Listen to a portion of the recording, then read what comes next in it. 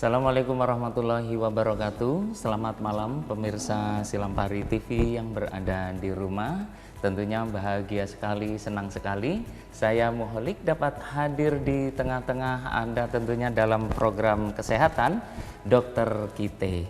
Nah, di kesempatan malam hari ini kita akan membahas tentang penyakit diabetes mellitus ataupun yang sering disebut oleh orang atau masyarakat yaitu kencing manis. Penyakit kencing manis ini sangat berbahaya sekali pemirsa, dan tentunya kita akan mengupas tentang penyakit DM ini dengan dokter spesialis penyakit dalam dari Rumah Sakit AR Bunda Kota Lubuk Linggau. Selamat datang Dokter Ari Sisworo. Selamat datang, Oke, selamat datang di Silampari TV. Tentunya di kesempatan malam hari ini dokter, kita akan membahas tentang penyakit DM ataupun diabetes mellitus ya. Nah, kemudian banyak sekali mungkin masyarakat yang bertanya-tanya, bahayakah penyakit ini dokter? Silakan dokter untuk memberikan yaitu mengupas tentang penyakit DM ini dokter. Terima kasih ya Mas. Oke. Jadi diabetes mellitus atau yang kenal di masyarakat awam mungkin kita sebutnya sebagai kencing manis itu suatu penyakit metabolik. Ini penyakit di mana ditandai dengan kondisi gula darah yang lebih dari normal. Lebih dari normal itu berapa? Lebih dari normal itu kalau secara medis itu gula darah puasanya itu lebih dari 126 mg per desiliter. Itu kalau kita ukur ya gula darahnya segitu. Atau kalau gula darah sewaktu kita ukur lebih dari 200 mg per desiliter. Ya. Nah, kenapa bisa seperti itu? Nah, kenapa gula darah bisa naik? Ini karena terjadi gangguan dari organ yang namanya pankreas. Ya. Organ pankreas ini menghasilkan insulin. Nah, insulin di dalam orang-orang yang menderita penyakit diabetes mellitus itu terganggu. Ya. Baik dalam produksinya maupun penggunaan insulinnya. Ya. Kemudian dokter, untuk penyakit DM ini penyebab utamanya apa dok? Apakah keturunan ataupun lain-lain dok? Ya, jadi mungkin kalau untuk penyebab ya itu tadi ya saya udah bilang tadi bahwa adanya gangguan organ namanya pankreas. Ya. Nah, kenapa organ ini terganggu? Nah, terganggunya ini banyak faktor resiko. Ya, jadi kalau kita sebutkan itu faktor resiko. Resiko banyak sekali. Ya, pertama mungkin orang-orang dengan usia 45 tahun ke atas itu lebih beresiko Mas Holik. Lebih beresiko. Ya, dibanding mereka-mereka yang masih muda. Ya.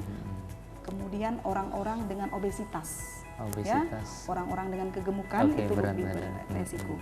Kemudian orang-orang yang kurang aktivitas. Jadi orang-orang dengan pekerjaan yang hanya duduk-duduk santai saja ya. Nah, itu juga lebih beresiko. Selain itu juga faktor yang beresiko untuk terjadi diabetes mellitus mereka yang keluarganya juga ada riwayat ada riwayat ya. Jadi keturunan, faktor keturunan itu juga beresiko. Walaupun mungkin nilainya tidak berapa tinggi, tetapi itu juga beresiko. Gitu. Kemudian ada berapa jenis dokter untuk penyakit DM itu sendiri? Mungkin ada yang sering dikenal oleh pemirsa itu ya, ada yang basah, ada yang kering itu dokter. Boleh diterangkan dokter?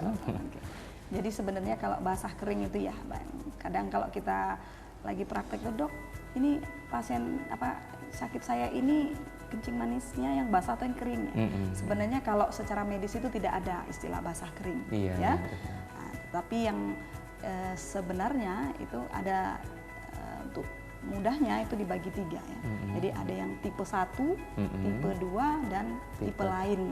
Tipe lain bukan tipe 3 ya. Bukan tipe 3, tipe 1 itu biasanya pada orang-orang muda. Jadi mereka itu memang sudah gennya atau dari lahirnya itu kadar insulinnya sedikit. Nah, untuk yang tipe 2 itu biasanya pada mereka-mereka yang di usia pertengahan sampai orang tua ya, itu akibat pola makan ya, kemudian akibat itu tadi kebiasaan tidak kurang aktivitas, kurang berolahraga ya. Nah, yang tipe lain ini banyak faktor ya, ada pengaruh obat-obatan, ada pengaruh infeksi. Untuk ciri-ciri sendiri dokter, untuk pemirsa mungkin ataupun masyarakat yang sudah terkena penyakit DM ini, ciri-ciri utamanya apa dokter? Jadi ini mungkin penting ya. Penting, Mungkin, sangat ya, penting. sekali Mas Holik ya. Karena terkadang kita terima pasien ya atau orang-orang sudah kena diabetes itu sudah dalam komplikasi yang banyak. Iya, karena nggak tahu itu tadi, Iya, dokter, karena ya. ketidaktahuan. Jadi untuk gejala utamanya, Iya, jadi iya. kalau sudah ada gejala utama seperti pertama adalah banyak minum, ya, Iya. kemudian banyak makan. Banyak minum, banyak Banyak makan. makan, banyak minum, dan banyak buang air kecil. Oh, Ya, gitu ya. jadi dokter. 3 gejala itu adalah gejala utama dari orang kencing manis. Ya, tapi tidak juga menutup kemungkinan bahwa terkadang gejala itu menutupi gejala lain. Jadi mereka datang sudah dengan kebutaan, Oh, ya, gitu. pandangan kabur, Oh, kemudian pengaruh ke situ juga, dokter iya, ya? ya, dalam kemudian bisa juga dengan penurunan berat badan yang sangat drastis, Iya. ya, gangguan ginjal, ya, kemudian luka yang tidak sembuh-sembuh, Iya, ya. kebanyakan itu, Iya, dokter. dan pada orang laki-laki mungkin terjadi impoten itu juga bisa ditemukan. Iya, iya, Ya. dokter. Oke, dan pemirsa Silambari TV, jangan kemana-mana, tentunya kita akan kembali setelah pesan-pesan berikut ini, tentunya hanya di acara Dokter Kita, Sehat dari Kita, Sehat Gali-Gali.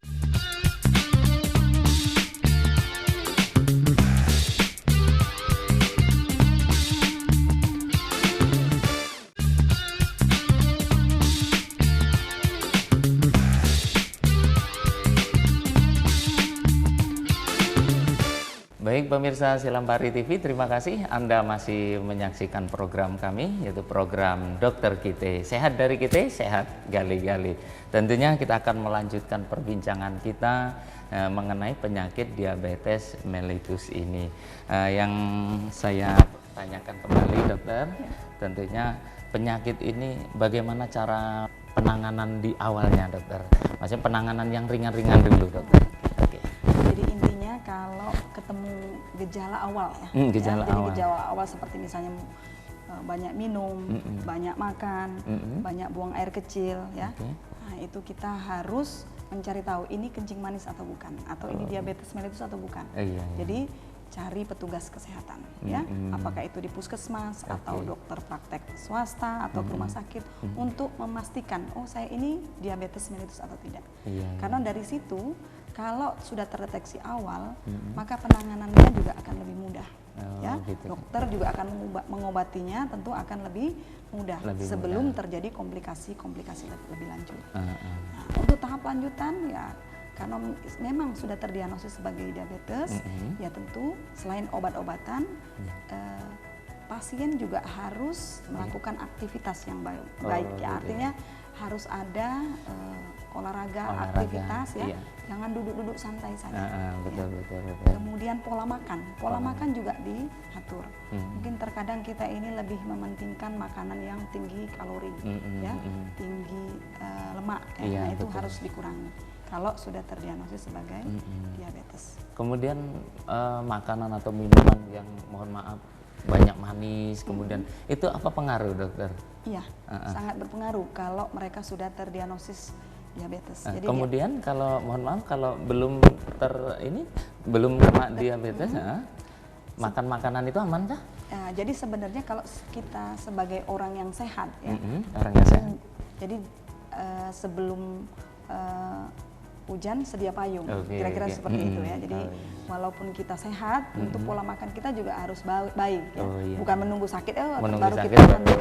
mengatur pola makan. Jadi tetap ya, makan itu tidak berlebihan, itu intinya, Ya, ya, iya. secukupnya, ya, sesuai porsi, ya.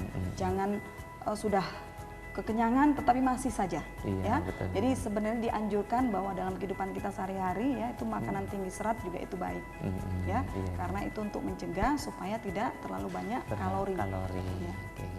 Kemudian dokter, untuk pemirsa di rumah tentunya mungkin ada keluarga mereka, dokter ya, yang saat ini menderita DM, mungkin sudah kemudian luka sampai nggak sembuh-sembuh, dokter. Apa penanganannya harus dipotong, dokter ya? Gitu. Jadi kalau ada luka yang Iya. tidak sembuh-sembuh, ya, dan memang terdiagnosis sebagai diabetes, ya tentu kita harus melihat ya ini lukanya sebesar apa, apakah ini perlu diamputasi atau tidak. Iya, betul, Jadi betul. setiap ada luka pada orang diabetes mellitus ya tidak semuanya harus diamputasi, Oh, gitu ya. Jadi kalau di rumah sakit tentu saya sebagai dokter penyakit dalam itu akan berkolaborasi dengan dokter bedah dan kita melihat ya sebesar apa kerusakannya ya. Jadi kalau memang sudah banyak jaringan mati istilahnya ya, dan itu perlu tindakan amputasi ya harus diamputasi, tidak usah ditunggu lama sambil kita menurunkan gula darahnya. Karena semakin lama mengambil keputusan untuk amputasi ya nanti justru timbul komplikasi yang lebih parah. Kemudian setelah diamputasi, mohon maaf dokter, bisa sembuhkah penyakit berbahaya nih dokter? Jadi orang diabetes mellitus itu kalau kita bilang itu bukan sembuh istilahnya, tapi terkontrol. Terkontrol ya. Betul. Jadi bukan berarti saat ini terdiagnosis diabetes mellitus, kemudian makan obat, gula darah saya turun, besok saya dianggap sembuh, bukan. Tetapi harus continue makan obat, continue melakukan aktivitas fisik, continue untuk melakukan pengaturan pola makan. Gitu, jadi harus terus menerus, bukan sekali berobat turun gula darah sembuh, bukan, tetapi gitu. Terkontrol. Gitu ya. Dan demikianlah pemirsa Silapari yang berada di rumah, tentunya sudah panjang lebar sekali Dokter Ari ini menerangkan tentang penyakit diabetes mellitus. Mudah-mudahan tentunya bermanfaat untuk kita. Baik pemirsa Silapari TV, jangan kemana-mana, kita akan kembali setelah pesan-pesan berikut ini di acara program Dokter Kita, Sehat dari Kita, Sehat Gali-Gali.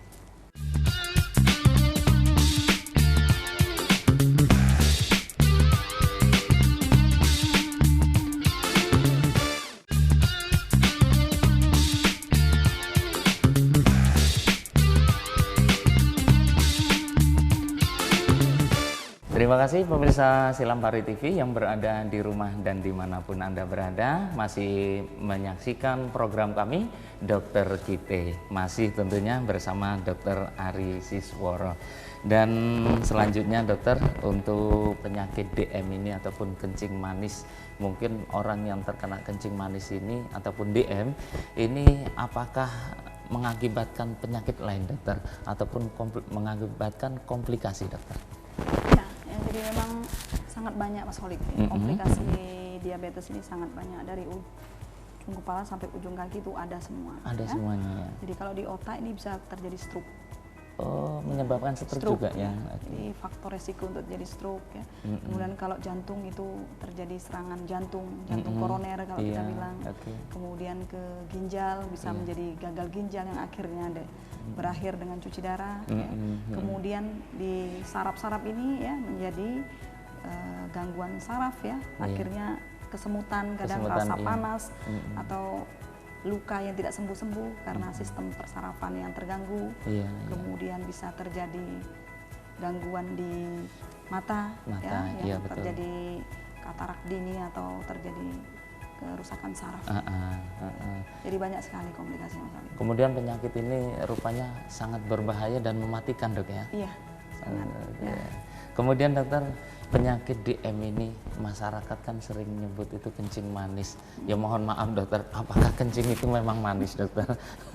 Iya ya. Jadi ini pertanyaan yang unik dan menarik ya. Iya betul.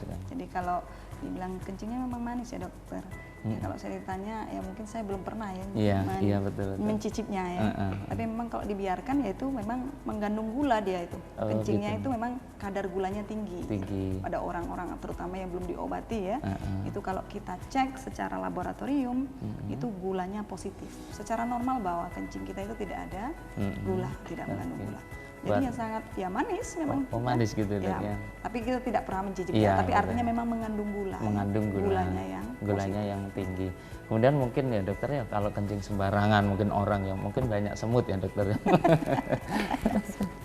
Kemudian yang semutnya mati berarti tidak kena kencing manis ya. Bukan seperti itu ya. Bukan seperti itu. Bukan seperti itu ya.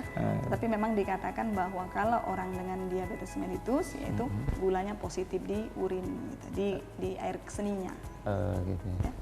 Kemudian dokter, untuk penanganan khusus, tadi kan ada penanganan ringan ya dokter. Untuk penanganan khusus sendiri bagaimana cara menanganinya dokter? Saya kira kalau sudah penanganan khusus ini melibatkan medis ya, melibatkan dokter ya, baik itu dokter yang di fasilitas puskesmas ya, atau di dokter praktek swasta ataupun di rumah sakit ya. jadi harus diberikan obat gitu, ya. Jadi pengobatannya sebenarnya awalnya itu harus dengan diet, ya, pengaturan pola makan ya. Tidak stabil juga gula darahnya, maka kita akan berikan pengobatan. Obat ini juga ada obat yang oral sifatnya ya, dimakan tablet begitu, ada juga yang suntikan ya. Mengenai komplikasinya juga kita akan konsultasikan ke bagian-bagian lain, bagian mata, bagian saraf, bagian bedah kalau memang ada luka yang perlu kita konsultasi seperti itu penanganan lebih lanjut. Kemudian ada lagi untuk mengatur pola makan, dokter. Sebaiknya untuk kita yang sehat ini pola makan yang bagus itu waktunya seperti apa, dokter? Apa pagi, kemudian malam kan kebanyakan kita makan juga, dokter, gitu loh. Jadi kalau untuk kita yang sehat, sebaiknya makan jumlah yang banyak itu ya pagi hari. Oh, pagi hari. Pagi hari itu porsinya sebenarnya harus banyak sama siang. Karena apa? Karena disitulah aktivitas kita paling banyak. Iya. Nah, mungkin kita ini kadang kebalikan. Ya. Pagi nggak nafsu makan. Pagi itu hanya minum Iya. air putih saja, berangkat kerja ya. Nanti mau tidur jam 10 malah justru makannya banyak. Ya, sepiring. Ya. Saya itu dong. Ya. Nah, mungkin itu yang perlu dibalik ya. Jadi pagi hari Mas Holik itu makannya yang harus banyak karena kita untuk aktivitas di siang hari. Kemudian dokter, ini kan yang jelas untuk pemirsa di rumah, untuk oleh-oleh yang jelaskan, berikan dokter tips untuk hidup cara sehat ya, cara hidup sehat untuk menanggulangi dan menjaga dari penyakit diabetes untuk pemirsa, dokter. Oke. Ya, jadi kalau bagi kita yang belum kena diabetes ya, pertama pengaturan pola makan itu sangat baik ya, harus dijaga dari sekarang ya, untuk mengurangi konsumsi gula yang berlebihan ya, untuk mengurangi konsumsi alkohol, mengurangi merokok, pagi pala perokok, dan lakukan aktivitas untuk berolahraga secara rutin ya. Nah, kalau mereka yang sudah ada gejala-gejala diabetes ya, seperti banyak buang air kecil, rasa lapar yang berlebihan, mau minum terus, nah itu harus segera mencari pertolongan, apakah itu ke puskesmas, ke rumah sakit atau ke petugas kesehatan lainnya. Itu tips untuk semua pemirsa ya. Baik pemirsa, demikianlah tadi bincang-bincang kami, yaitu Muholik bersama Dr. Ari Sisworo. Mudah-mudahan bermanfaat bagi kita semuanya dan juga pemirsa yang ada di rumah dan juga keluarga. Saksikan terus program khusus, program kesehatan Dr. Kite setiap Kamis dan Minggu jam 8 malam hanya di Silampari TV di program Dr. Kite. Sehat dari Kite, sehat gale-gale. Terima kasih. Selamat malam. Wassalamualaikum warahmatullahi wabarakatuh.